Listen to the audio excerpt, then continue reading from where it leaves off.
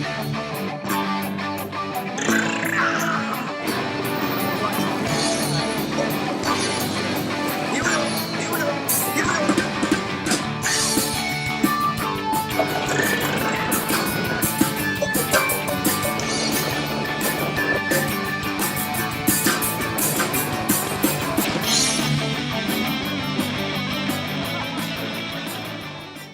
everybody, and welcome back to On the Roof. Today, we have two very special women. They're light workers. Without further ado, introduce Angela and Kai. And welcome you both to the roof. Thank you. So let's get right into this stuff. Like, what do you guys? What is a light worker? Tell us what a light worker is. A light worker is someone who has come here to expand the consciousness of humanity. Someone who has come here to bring their divine presence into the essence of the earth plane. Mm-hmm. So Angela and I were talking about this in the car, actually, and the way that we see it at this point, because there's kind of different generations of these light workers. Right. Really, ultimately, I think every single being is a light worker. Just some of us have tapped into it more, because essentially we're all connected in with our own consciousness within our own being. Just some people aren't as connected in with that space. They aren't as emotionally, what would you say? In touch with their soul, and the connection to source is within your heart space, and we've been conditioned to stay out of our hearts, to cover up our hearts, to block it off and not have any feelings, and that's where your connection to source is. So to me, I envision it as being in the center and in touch, and everyone is off to the side.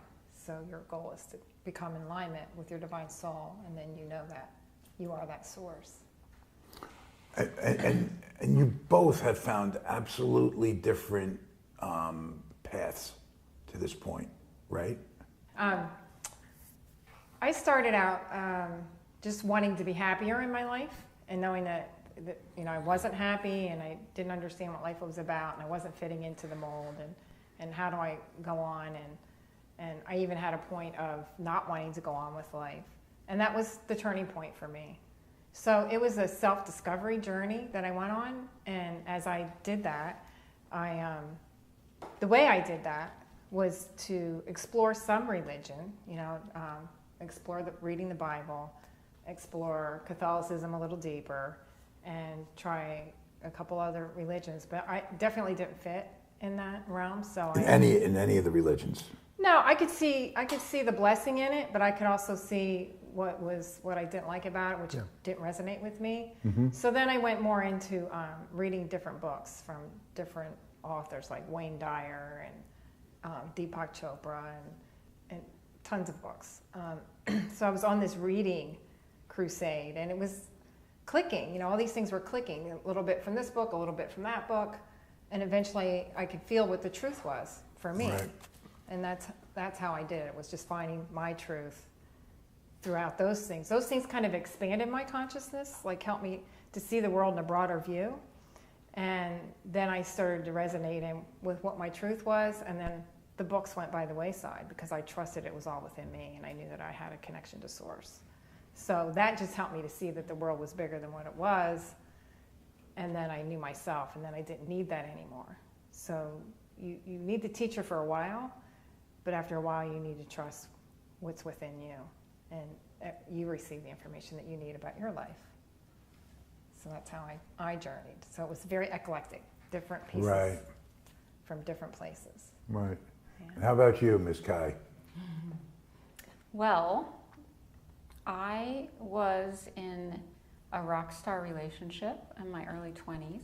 I was a deadhead, and then I went to San Francisco, and I was a stripper, and I became a model, and I married a rock star. So, I'm giving you a picture of my life. Yeah.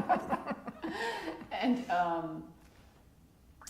so I married Matt Sorum from Guns N' Roses. So that was quite a ride for a couple of years. That was at the height of their fame. And that got just out of control nuts, really just got out of control nuts. And I'm not saying because of him, it just was my own stuff was just churning, within me, and it got nuts. And I was seeing a therapist, and she recommended that I go do yoga. So now I had touched on an interest in this before because during my deadhead days and during my kind of rainbow gathering days, I always gravitated towards the meditators. I never really liked the drugs, that were involved, like the acid and the pot. Like I did them, but more as a peer pressure thing. It wasn't really my thing. It's funny too because they're considered mind expansion drugs. I know, too, but right? I wasn't ready for that. Right. My mind was not ready to experience those kinds of things, so it was Right. paranoia for me. It was Okay. not good. So I didn't like that. So I gravitated towards the meditators and so I could see that was already happening, but not on a big enough scale for me to dive in yet. Mm-hmm. So this this therapist recommended I go to do yoga. So I went to a Kundalini yoga class and ended up really getting into it. And I took the teacher training, and that was a couple years, and that got me through my divorce. But there was a point where I kept asking, so Yogi Bhajan started the whole Kundalini movement, and I asked I kept asking where he got his information and where he learned this yoga from, and they just kept telling me he learned it from a secret cave yogi. And I'm like, well, who, I don't know, but nobody else asked these questions, but I was like, Right. well, who's the yogi? And I wasn't getting the answers I wanted. So in the midst of that, I have this crazy thing going on with the ex-husband. We're coming Right. together, we're going apart, and it was just crazy and violent and not nice. And it became very apparent to me that I needed to leave Los Angeles, and I was hiking up towards the Hollywood sign one day, and I just sat down and I looked out at the city, and I said, what should I do? And I got a very clear answer of go to Nashville. And my sister lived in Nashville, so I went to Nashville to stay with my sister, and she had found something in one of those New Age magazines that said something about Kundalini, because I wanted to go to a Kundalini yoga class. And that's where I met my guru. So it wasn't a Yogi Bhajan Kundalini class, it was an actual authentic Shaktipat guru who awakens the Kundalini energy, which I had never seen anything like that before. I was of a very Western mind, so I see this guru and his pictures on the shrine, and just all this fear came up in me. But at the same time, it was very familiar to me. So I had both going on, and I knew I was supposed to be there.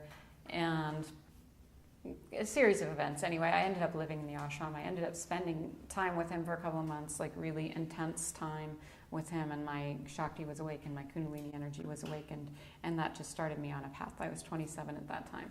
So that really started me on my they say that once the Kundalini is awakened, you're on the jet path. Things are definitely different. I mean, yeah. So it went fast from that point.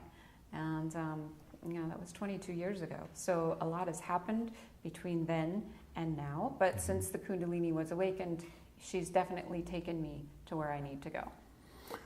In both cases, has it been some degree of trauma that provoked, the whatever quest inside you guys for more? Well, for me it was. Yeah. I was in a very traumatic situation. Right. I mean, it was physical violence, it was drugs, it was, It was for you too, different. Well, it was emotionally traumatic for me. Yeah.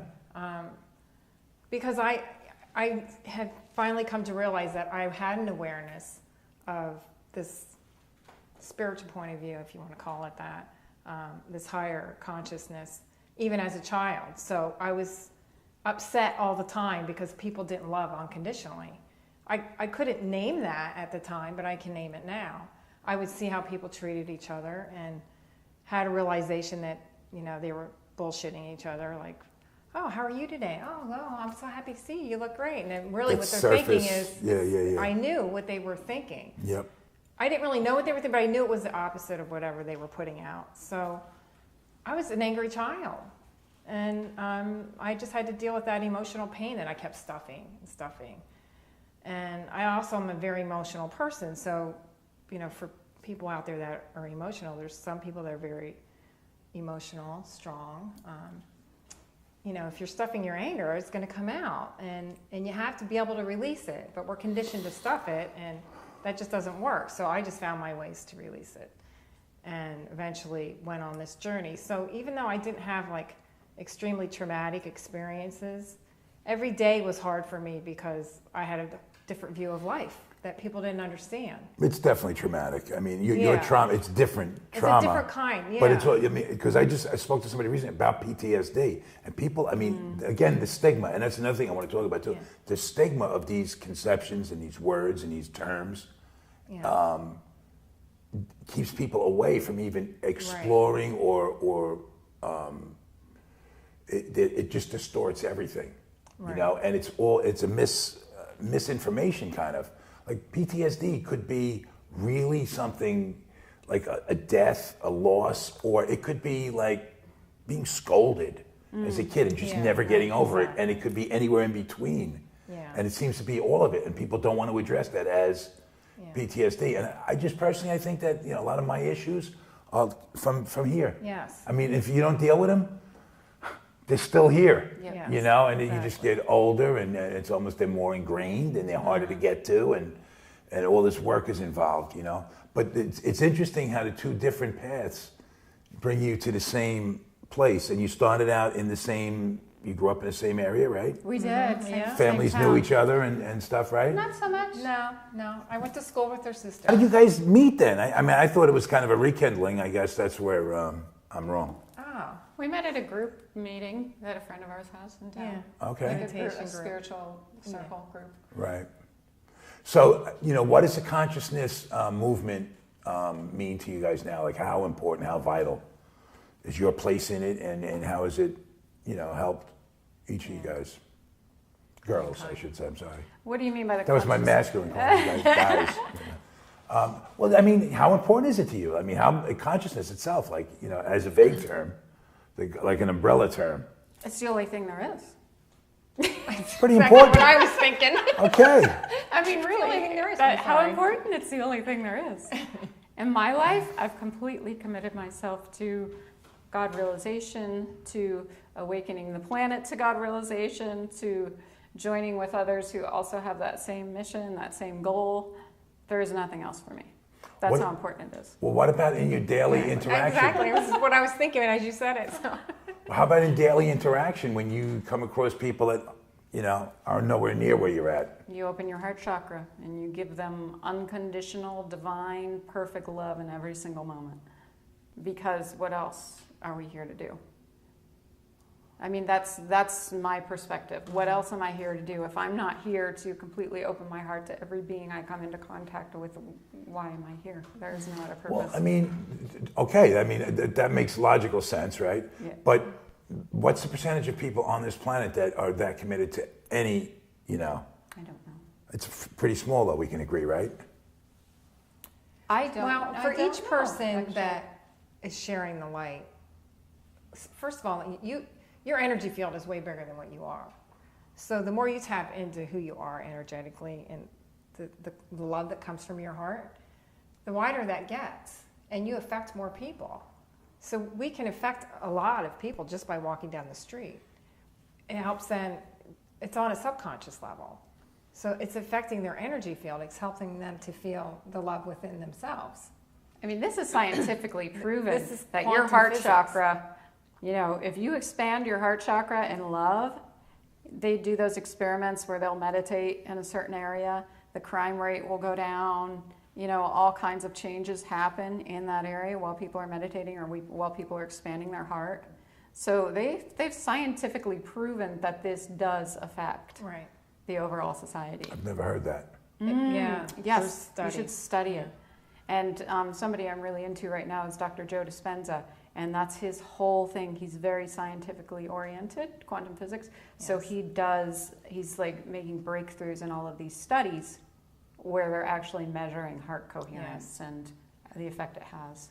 And Greg Braden as well, and he's doing and heart math. If you look up those three, you'll get all the science behind it. But you can look into the actual studies where they've done, you know, where people will go and meditate in a certain area and the Right. crime rate goes down and all of that. Yeah, you can look that up too. I remember hearing once that in India, that was one of the reasons that the government was supporting like yoga and meditation is like that, just to keep the people suppressed and busy. Like, you know, I'm not saying it's accurate. I'm just saying I do remember like, and it could just be a counter response just to kind of negate its purpose. I'm not legitimizing what I'm saying, but I definitely did hear that. I'm just wondering if you meant to use the word suppressed. Oh yeah, I did. Yeah. Really? Well, yeah, because you got power and power, ego, greed, and all that element, right? They want, what's the most easiest thing? The easiest way for somebody to expand with that is to just keep people down and less resistance. But but if there's people that are meditating and opening their hearts, it's in order to raise the vibration. Right. So you stay there and open your heart while I pillage all the banks.